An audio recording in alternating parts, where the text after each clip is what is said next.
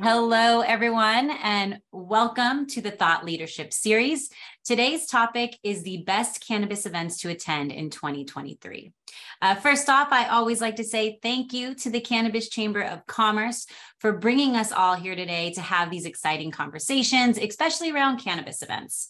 My name is Adelia Carrillo. I am the CMO and co-founder of EventHi, which is an online ticketing platform for cannabis-related events, and co-founder of Blunt Brunch, a women's empowerment event series, and your host for today. Now, there are so many events in the cannabis industry, and we all know you can't make them all. So today we're going to go over which events are essential for making the best business connections, which events will get you the most exposure to elevate your business or career, and which are the most innovative and fun. So with that being said, I'm going to introduce our amazing panelists. First off, we'll start with Casey Santana. Casey is a SoCal born and raised mom of two toddlers, fitness enthusiast, and holistic wellness educator advocate in the cannabis community. She is the founder of Chiefah Entertainment, which is a ladies' cannabis club where she has produced several cannabis cultivating workshops, panel discussions, and social networking events all the way since 2020. And in January of 2022, she won the category for the Best Cannabis Activist of the Year and serves as a pre-roll judge for the annual Emerald Cup. Now, her mission is to provide education through her platforms, empower women to use their voice to share their organic experiences with cannabis, and to elevate our community through open conversations and the industry services and all over culture. So welcome, Casey. Thank you. Thank you for having me. I appreciate you. And next up is Manndie. Manndie Tingler is an independent mom of two kids and two dogs in California. Manndie is an entrepreneur with a longtime background in sales, marketing, event planning, and plant medicine activism. Manndie is the founder of the Women's Canna Awards, which aims to highlight exemplary work being done by women in the cannabis industry. And she provides fractional CMO services to clients around the U.S. Manndie is also an Emerald Cup Edibles judge and the co-star of a new cannabis TV show called High and Above. And she's a new correspondent for America's #1 daily cannabis news show, the High at 9 News Hour. Welcome, Manndie. Thank you for having me. I'm really looking forward to this chat. Yes. And one thing I want to add, I have the honor of working directly with Manndie on a variety of things, but especially on the Women's Canna Awards, which we are working on producing this year. So definitely stay in touch with that. Very special. On your radar. Very yeah. special. So yes, again, welcome, ladies. Thank you for joining us today. Those in the chat, feel free to let us know where you're tuning in from. If you do have any questions around events as a whole, feel free to, again, put them in the chat. We're going to be doing this as an interview formatted conversation. And then at the end, we're going to end with like a fire round. So we're going to kick off with first on the importance of cannabis events. And we'll go with Manndie, and then Casey, I'll have you answer right after. So Manndie, why are attending cannabis events important when it comes to business? I think there's multiple layers to that question. For me, the most important thing is that when we are attending business-related cannabis events, we become a more professional entity to our other, corresponding not departments. What am I looking for? Oh my gosh, I hate it when you get a word stuck. Right? No, not colleagues. I don't. Not colleagues, but there's other industries. There we go. Yes, there we go. Other industries begin to take us more seriously. So these sorts of events that we put on, these business-related conferences where we do, big showrooms and big displays, and we are showcasing that we have value systems as business operators, first and foremost. Mm-hmm. It really just helps legitimize the conversation, I think, that we have around business events. And then secondarily, the camaraderie. Right? Because to operate a business in this space is incredibly intense. It can be overwhelming. You can feel like you don't know which way to turn, and you feel like you turned both ways and you couldn't go either sometimes. And so it's nice to be able to come together in a collective manner with other business operators and brainstorm, troubleshoot, strategize, even find great resources or people to help you around whatever challenge you're navigating. Yeah, I love that. That's so true. So true. And Casey, your thoughts? I mean, for me, I think it's about getting to know the people behind the brands that are out there and really getting to know their mission. And it's about community and understanding the people who are invested in the culture. There's so many people who want to hop on board just because it's a hot market right now. And for me, I think the best way to really get familiarized with the culture and the traditions of it and being respected as somebody to do business with is getting out to the events and really having the one-on-ones with the people behind them. And to me, I think that goes a long way in all different aspects, which I'm sure we're going to dive in today. But for me, that's the priority that I go into as far as when I'm curating them and actually going to support other people in the events. I love the advice or the thoughts you both stated. And it's true, we are all working online 100 miles per hour, and those events bring us together to finally, half the time, there's a lot of times where I'm meeting everybody for the first time in person at a business conference. And it's exciting, even both Manndie and I were just in Spain for Spanibus. That happened a lot, all the way in Spain. And it was people from the US that I was meeting for the first time, which just baffled me, Now, Casey, so have you attended any events that have had significant impact on you, either personally or professionally? Yes, I have to say the blunt brunches that I've attended. Well, you've had the one here for me. It was really focused on women. I've never been to one where you had women pulled in from every direction of SoCal and NorCal. And that was really nice to see. And then majority of the people that you had there that were exhibitors also were women-owned brands. And I know to curate something like that is not easy. So something like that to me is important because you're giving us an opportunity to put ourselves in one room, in one place with women that maybe you don't have the opportunity all the time to meet in person. And to me, meeting someone in person is always a big deal. We're socially active on social media, but to me, it's always about that first in person. And then from there, you can really see where the relationship goes. But yours and then the Emerald Cup, I mean, being able to get up to NorCal. I'm SoCal 100% since I was born. So actually last year was the first time from the judges retreat, from our meetings, just getting to understand the traditions and everything that people put their lifestyle into. It's a living, it's how they feed their family. Having a urge to continue my growth and learning that whole, culture up there versus how SoCal is with cannabis has been like a huge, big door opening for me as far who the people are behind some of the farm that are producing some of the flower that we have down here and all the work that you guys do and all of the bullshit that you guys also have to deal with at the same time. So true. I should be careful about that. Yeah.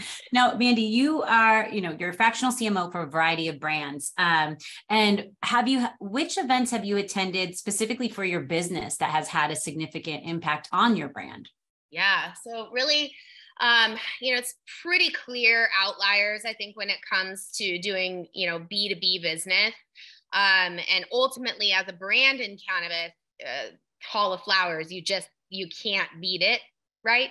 As far as I'm concerned, though, there's a lot of other smaller networking events. Like you were saying, Blunt Brunch has been a very strong showing, not just for gathering strong women executives in one space, but anybody can start a business and be an executive, but it's the quality of the executives that we're seeing.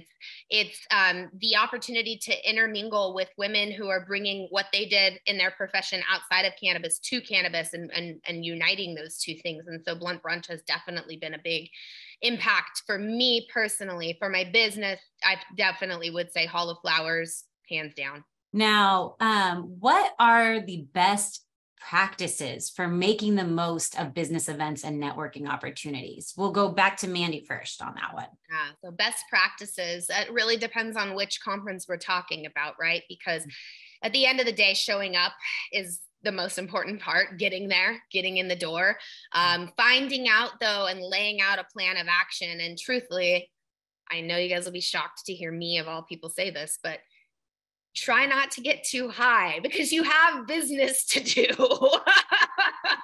You actually do need to make the most of these. It's very, challenging sometimes in the cannabis space, because part of our job is to become an expert on the products that we're trying or taking on or creating, and what's entering the industry, right? As a product creator and a product buyer, I have to know what my competition is like out there, and I have to also know what new technology is coming down the market. And so I'm naturally going to get intoxicated during these events, right? And so it's really important to know your limits and pace yourself. That's a big piece. And have a strong game plan, because ultimately, if you go into these events, you need to have at least one or two objectives. If it's to have a certain 15-minute talk with someone, or to get your business card in 30 people's hands, or to get 12 new Facebook or Instagram or TikTok followers, whatever your goal is, go in there with a goal and don't leave until it's done. Yeah. Don't leave. There you go. Some great advice. Now, Casey, what about you? As a business owner yourself too, what are the best business practices to make the most out of business events when you're attending? Manndie touched on it. I think it's huge to make sure that we are asking for the phone numbers and we're asking for the emails. That's old school as it is. And then going in with, for me personally, I do a lot of research before I go into the event, and I set myself a goal with who I want to speak to. And, sometimes it's like just making sure that you're intentional about your placement in the space. And when you're going to these events, like you said, it's important that you don't leave without some sort of value. And that's whether I'm curating one or I'm going to one, I want to go away with some sort of value. And so I think it's important that we're not shying away from being direct of who we want to talk to. And then I think it's huge to make sure that you follow up when you say you are going to follow up, because sometimes people do expect that. Coming from, corporate banking background, I think it's, sometimes you get lost in taking the picture for Instagram, or, you want to just showcase that you're at the events, and then you kind of lose the idea of who you were supposed to talk to, and just making sure you're a little bit more goal oriented when you go into it, and it's going to be something that brings value to your business as well. Right. Going in without a plan is a plan to fail, right? It's on anything. You're gonna have fun at these events, but it's important to remember that you're there for business first, right? And again, it goes back to the legitimacy of creating true business practices. You don't see in other industries, people getting overly intoxicated at 11 a.m. on a Tuesday, usually. Yeah. True. Well, and I think even to that component, stay hydrated, have some CBD, and, make sure you're just taking care of yourself while you're going through these events, especially. I also can't say enough about a Linktree QR code on your screensaver. Like literally just make your Linktree, save your QR code, put it as your screensaver. And every time you go talk to someone, here, just tap my screen.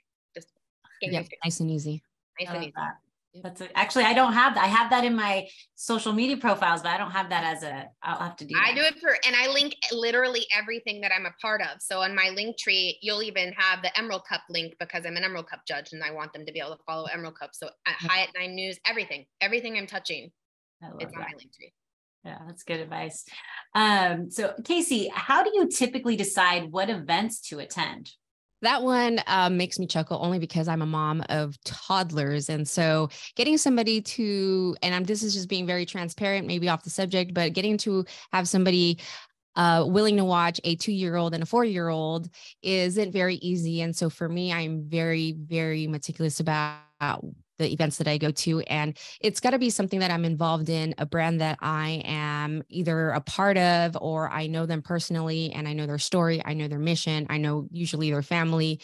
To me, that makes it a little bit easier as to where I'm going. Now, if it's a matter of networking to grow my business or get to know somebody that I can collaborate with later down the road, usually they're going to be somebody that I find that aligns with my business, something with my brand. And so whether it's somebody that's really focused on women, that's usually something that I'm attracted to or have interest with, or somebody that is willing to elevate our community as a whole and bringing more, maybe it's, an auxiliary type of thing.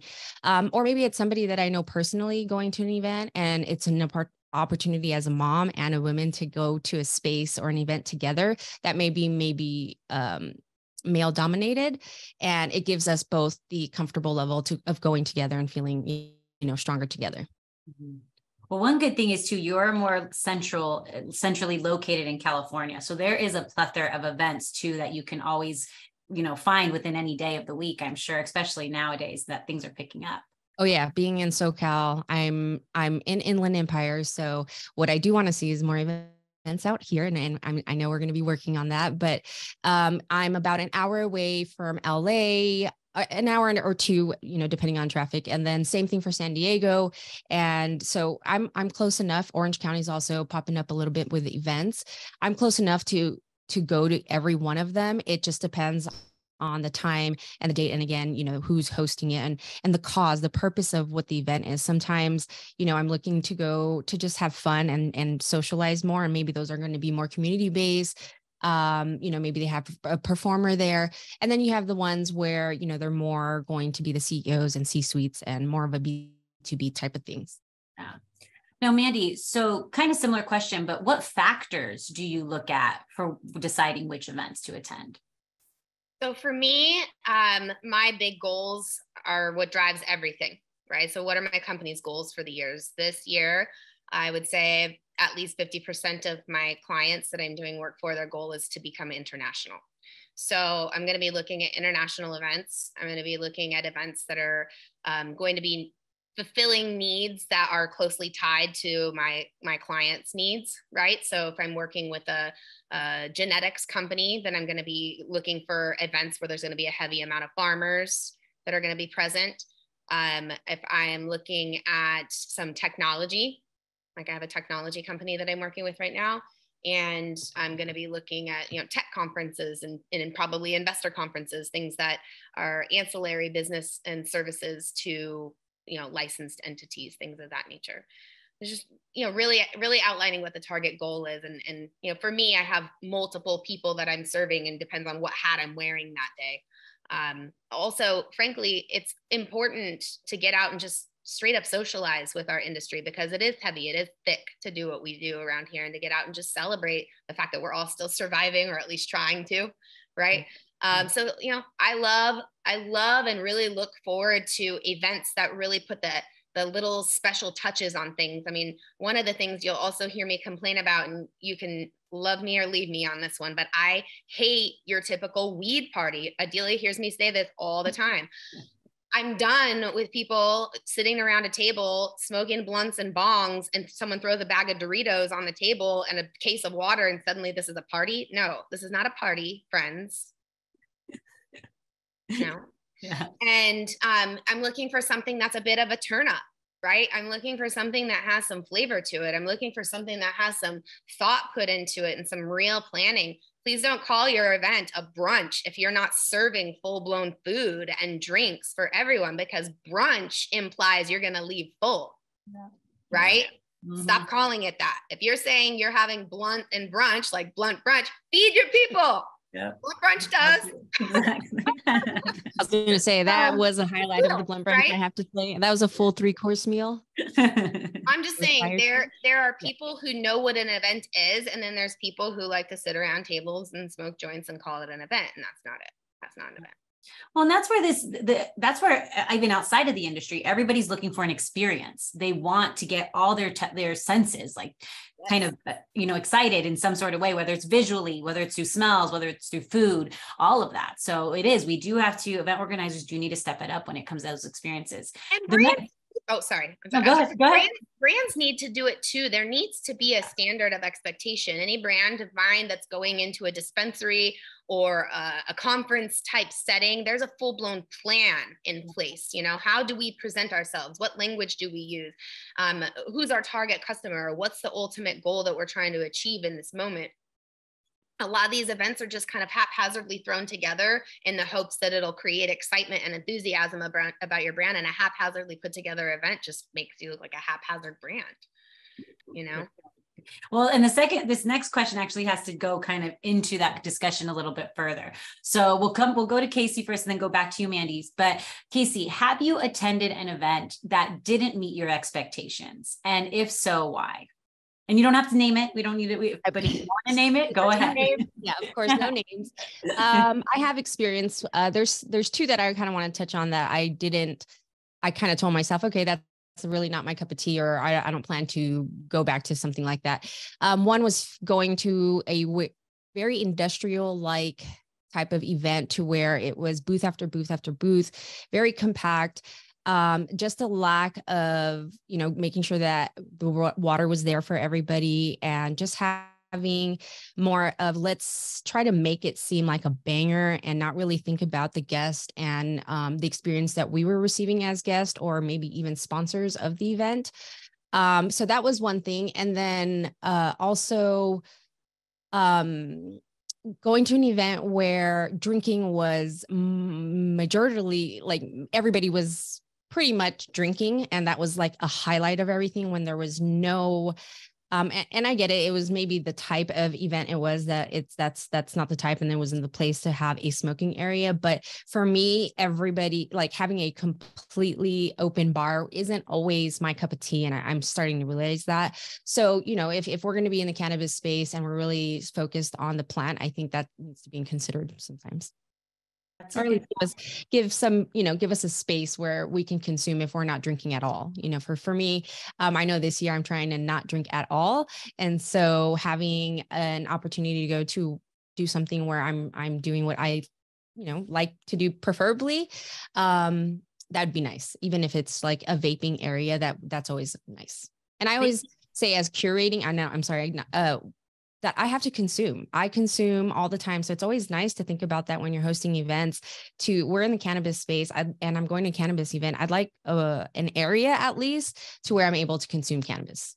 Yeah, that's not too hard to ask. And even too, maybe even if, look at if the venue is kind of troubling when it comes to that and it has to have alcohol, maybe just have some on display mocktails available, at least, right, to like bring that in so that people can still feel a part of, more and more days, people aren't consuming alcohol. So there's a great audience out there who wants mocktails. I'm more tempted, it's a social thing. And so I'm like, you know what, I'll just try to bring my own type of drinks to where I'm curating for my own self what works for me. But that'd be nice if people would consider that, throwing the events, if, especially if they're C-suites or something like that, where they don't normally consume, but we do consume.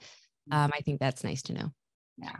No, and Manndie, going back to you, we know about the brunch. Don't call it a brunch if you're not feeding us. What is another event that you went to that didn't meet your expectations, and why? Unfortunately, that list is long. But really, I think the biggest and most painful fumbles is just false advertising about what the consumer is to expect, right? I think that there's a lot of events out there that in today's social media world and ad buying space world, it's very easy to make an event look large, right? And then there's very poor organization around it. So if you can't get basic communication back from the event planners when you're inquiring about something through their website, that's a big red flag for me, because it usually tells me that it's not going to be very highly focused on the attendees and their needs. For me, I really appreciate when an event goes above and beyond to communicate with you, to kind of handhold you and create an experience. But right now, I think that we are coming from this like underground culture still in a lot of ways. And some people still haven't quite adjusted or been able to branch out far enough to realize that they can throw cannabis events in, a little bit better, more viewable places and get a little bit more positive response than they have in the past. I think that we just need to really set the standard as adults. What kind of an event do you enjoy going to? And really just knowing that you have to set your own standard and find the event that fits you. There's not a cookie cutter type situation. I mean, we have a whole bunch of different cannabis types of personalities all over the world. We can't all have a cookie cutter event that fits us all. Yeah, that's true.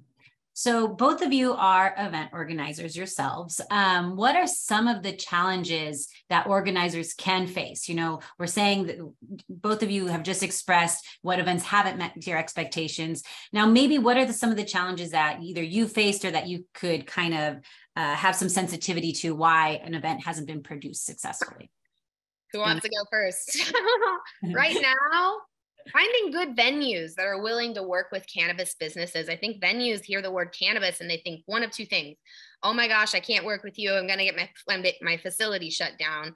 Or are you going to make my place smell like weed? And how much more can I charge you because you're cannabis? Yep. Right? Like, always the case. these are always the case. And so the venue is usually a big deal. I'm finding, though, that more and more venues, especially with the new law change in California, where the alcohol venues can vacate their liquor license for one singular day for special events. That's a great, compromise, I think, that we really need to utilize more and push into effect more frequently. Also, and I'm not going to obviously name any names because I don't want to reveal my own personal sources, but a lot of restaurants are very cannabis friendly.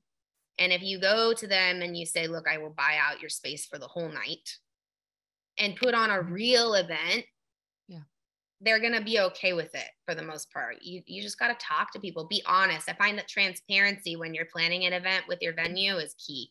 Telling them exactly what you're hoping to accomplish and seeing if they're willing to meet you somehow. Yep. What about you, Casey? Any thoughts on that? I agree with Manndie. For me, I think just making if you're going to have a team help you, especially for me, being a one-woman team, very small, volunteer is usually the way I have to go. And a lot of times if I'm not transparent or, just don't want to have the conversation of what I expect, I get the short end of the stick, and that's my fault as an event co-host. But that's something I think that women have to deal with because for me, I've realized that we get very excited about the events that we host. We are, we're women. We're excited about what we're doing for the women in our space. And so I think just being aware of what you expect and of your own event and who you bring on as a volunteer, to be very transparent with the team that you put on together. But equally the same is, the spaces that we have the opportunity to go to now is available in LA, but they're very industrial. And a lot of women don't like to go to those areas. The parking is crappy. It's hard to do things like that. So I think, doing what Manndie said is we're in an industry that should be respected. So you shouldn't have any reason to be hesitant on going up to a business owner that you like their area and give them a pitch. It doesn't hurt, closed mouth don't get fed. So right. And I second your sentiments about your team, right? At the Women's Canna Awards, we are very fortunate to have a very dynamic team. We have 12 ladies on our squad that are serious all-stars and just really are amazing executives in and of themselves, but collectively putting on a nonprofit-based event that is to just honor the exemplary work being done by women. And in that space, in that group, it's even just as recent as yesterday, we learned how critical it is to make sure that your team understands from the get-go in the planning process what the expectation is. If your team if your one promise to your entire team is that you're going to show up to every single meeting and you say that you're going to commit to that, then hold to it. Have your code of conduct with your team, make the expectation known from the get-go, and then you'll be on the same mission, hopefully the majority of the way. And it's easy to always go back to that code of conduct and the mission statement of what you're trying to do. If you're a nonprofit or, you have a special reason in mind for your event. We do have one question. This is more of I'll just ask it. So Steve, I think we answered your first question. All three of us actually do produce events here. But what Steve would like to know is how can your event benefit from a cannabis art installation? I love that question, Steve. So at the Women's Canna Awards, we are actually talking about having some kind of art installation and activation within the after party of the award show. And I think that cannabis and art definitely go hand in hand. I definitely feel that people appreciate art even more when they've experienced cannabis and they take time to process it and take it in a little bit deeper. So those two things absolutely go hand in hand. And also, who doesn't love watching live art being created at an event? I mean, it's mesmerizing. I'll sit down for hours and watch somebody do something. Love it. Yeah, that's true. Live art, nice that touch. is different. I do like that. Yeah, it's not just displayed. You're actually watching it being created. that is a different mind space and experience, like you said. Do you have any thoughts on that, Casey? How can your event benefit from any art installation? I think for artists being aware that they put their heart and soul into the pieces they make. And a lot of times when we're thinking about the event space, they may be upcharged to display their art. I think as an event host, we have to take in consideration their placement in that, and maybe have an event where it's, something to help them out and get them where they need to be, because from networking and speaking to other people, that's some of their heartache is how they get their items displayed is kind of heart-wrenching for them, because they love their pieces. A lot of times, a lot of these artists are attached to those pieces, and for them to display it or be charged to display their art in hopes to sell a piece that's not even cost that exhibit amount is really hard from somebody that's coming from, they're creating this in their home, and most of the time half of their house is got paint everywhere if they're painters. My husband loves to paint. He's got some pieces that people have offered to buy just from randomly posting it, and he doesn't want to sell them. And so that made me realize that somebody that really loves art and actually takes the time to create these pieces, those pieces are important to them. So for me, if I did do something like that, I think I'd really consider how I would bring back or give back to the artists some way, somehow, and at the same time highlighting it, and then giving whoever the guest, the experience that they would need at the same time. So it's always, for me, putting myself in the shoe of the guest, and then at the same time of the exhibitors, because I know for myself, sometimes to exhibit is too much for someone that doesn't have a big business. And those things are always a factor for me. Now we'll go back to Manndie. So if you could select one event to attend as a whole for throughout, all your years in cannabis, which event would it be and why?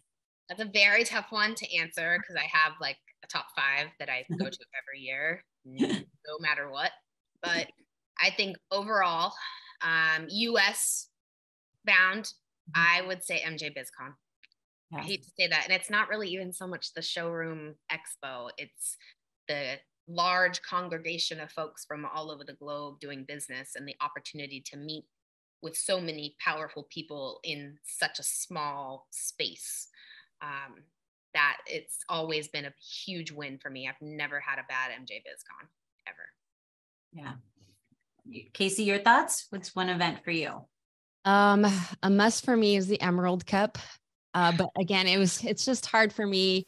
It's like I said, if I could answer more, it has to be Emerald Cup for me, only because it's my second time really being part of it. And since last year, I just got an opportunity of meeting so many different brands and just understanding their culture and the purpose of what Emerald Cup does as far as bringing everybody's work and craft to light, and then the way they display everything.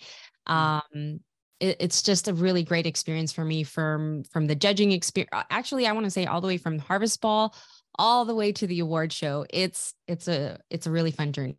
Yeah, I think if you have the opportunity to go as a guest at the award show, you have the opportunity to meet all the contestants, all the judges, everybody that is, embedded in the culture. I think it's a great time, and they do a hell of a job putting it together. Yeah. I couldn't agree more. Emerald Cup is like the creme de la creme of awards to win, in my opinion. Like there is not a better, higher award in the weed game. Different energy, for sure. It's a totally different type of conference. Definitely. Totally different. I would actually call that an event. I would call MJ BizCon a conference. Yes. Yeah, definitely. And those are the same thing. Those are both my favorite too. And if I was in the same level of business as you, I completely agree. And I can see, the value in what you would get in that. Yeah, definitely. Now, Casey, are there any specific strategies that attendees can use to follow up with new connections made at an event? We heard about Linktree earlier from Manndie. Any specific strategies? For me, I'm old school. I really go back to, I'm big on word of mouth. And I think just asking for that person's phone number rather than, the Instagram gets kind of lost. I think personal, it's more personal for me. When I have an email and a phone number, I can reach you directly. And so I think that's huge. And it's not something that's done anymore, because people are just like, oh, do you have an Instagram? And then you're handed a phone, and then here, you go about that day. Sometimes you do it so many times at an event or wherever you're at that you have lost who you really wanted to talk to. And so for me, I think, just handing them your phone, and I'd rather them just put their phone number in, to be honest. And I think that's a really good tip to take back. That's easy as hell. I love to, instead of going in and putting someone's full blown contact in, I love to just start a text message, get your phone number locked in. And then I literally say, this is Manndie Tingler. Yep. You can find me at, and then I put my LinkedIn, and then after that, I go at the end of the day and I go, okay, how many of these people? And then I say, don't forget to send me your name and email address. And then I lock them in that way. I just did that at the chamber recently. Somebody was pulling me one way and I kept saying, I gotta go. So I was like, here you go. What's your number? And I just put, hi, it's Casey. And then later on that evening, when that person wrapped up, I got a text with their email, and, we're moving forward from there. So it's super easy to just do that and then keep on going, because like you said, usually it's a fast pace and you have goals and people to meet and places to go. Yep. Ground to cover. I recently did go to an event, and it really was focused around, like, everybody I spoke to did have that whole, let's follow each other on Instagram. And you're right. I ended up just losing half the people I wanted to connect with. And I'm like, okay, this is not my method. I cannot do what all these people are doing right now. I won't remember. So I both agree with you on the texting in and getting that information right away. Establish that personal connection right away. Right. Yeah. And the other thing I love to do, and a couple of people can attest this, I will take a quick selfie with the person I just met and save that as the contact number. So now I don't forget what they look like either. That's a good one. Recently, they took my phone. I was like, what are you doing? And they took a selfie. Actually, it was Bridget. I don't know if you remember. She did photography for your women's blunt brunch. Oh, yeah. And she took my phone and she did that. And that was why. I thought that was really cute. I was like, now I'm easy peasy. Yep. Yeah. It's harder to be forgotten that way. And that's the key at those events. You don't want to be forgotten. You want to be that person that they didn't, oh yeah, I remember you. Yeah. Out of all exactly. Out of the people and the many days there, if there's more than one day, for sure. Absolutely. Now, before we go into the fire round, we have one more question, which is, how do you stay informed about upcoming events that you might be interested in attending? Email, subscribe to those lists. It can get a little daunting, when you wake up and you got 150 emails from everything all over the globe, but that's how you know. That's how you know. That's how you get on the invite list for everything. And then eventually you whittle down to what is serving you. There you go. Any other tips, Casey, on that?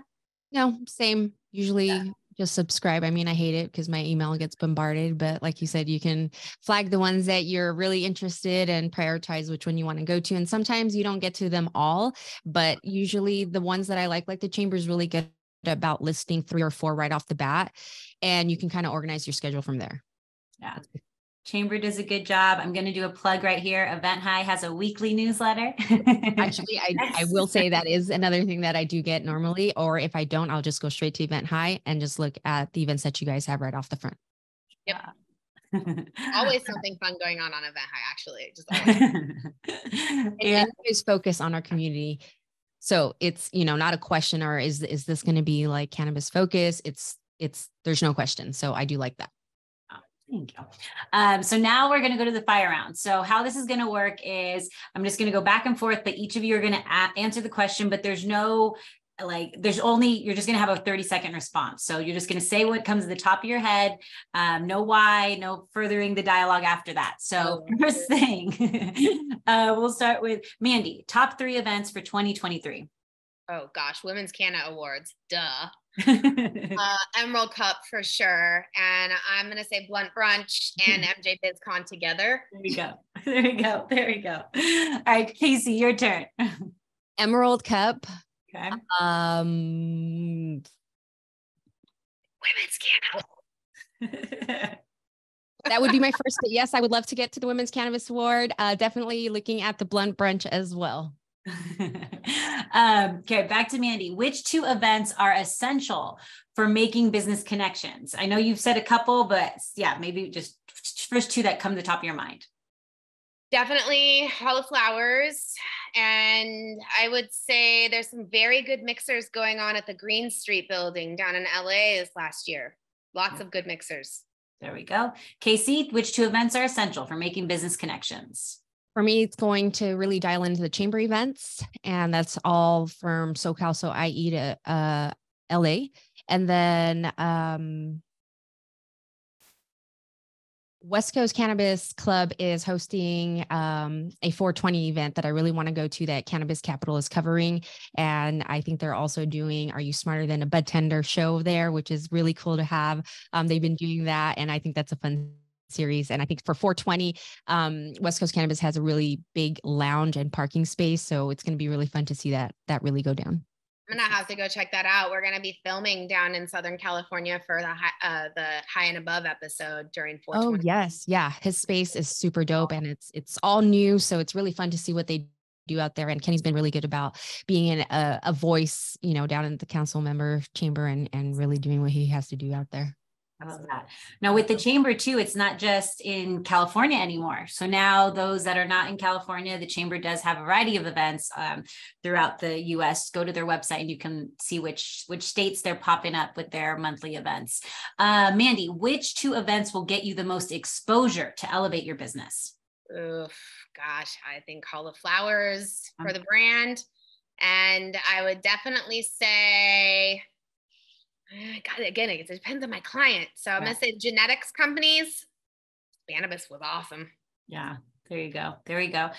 Casey, which two events will get you the most exposure to elevate your business? It's got to be one of the women's ones. So I'm really focused on, Blunt Brunch, following wherever you guys do yours, whether it's coming to California or if it's close enough for me to travel to, only because you guys are so focused on women. And then Emerald Cup. Yep. There we go. There we go. Manndie, what is one of the most innovative and fun events you have attended? Oh my gosh. Well, Blunt Brunch had this really great dance thing going on in Vegas. I literally loved that. I think that we should start every Blunt Brunch like that. That was an absolute blast. Also, there's been a couple of really amazing high-end dinners, like infused dinners or paired dinners that I've been to. Sonoma Hills Farms does a really great one. You can go to any of those like infused paired dinners on a sun-grown farm in Northern California at the end of fall, post-harvest, with fresh flower at your fingertips. And every single course has a strain that corresponds with it. Do it. Yeah. I'm glad those are coming back. Those are such good experiences. Yeah. Casey, what is one most innovative and fun event you have attended? I have to say the Emerald Market, the fellas, James and Rico, do a really good job about doing the cannabis and movies on a rooftop. They do it in West Hollywood. We had the Emerald Cup Awards there, and the view, having the brands out there. They have a few people come out and, give us a dab bar. They usually have a couple just people out there, but cannabis and movies.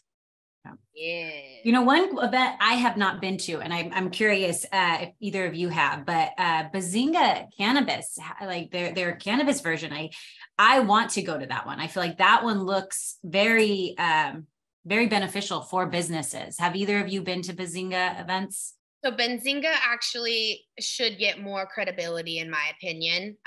They're also, they plopped down all over the country, right? So I believe that they just had one in Miami, they have one coming up in Miami this coming month, like I think in 2 weeks or something like that, which is getting a lot of really great reviews. Their last conference, which I think was in Chicago, it seemed like it was fantastic. I was not able to make it, but it has been getting really great reviews. So I'm looking forward to going to a Benzinga conference here very shortly.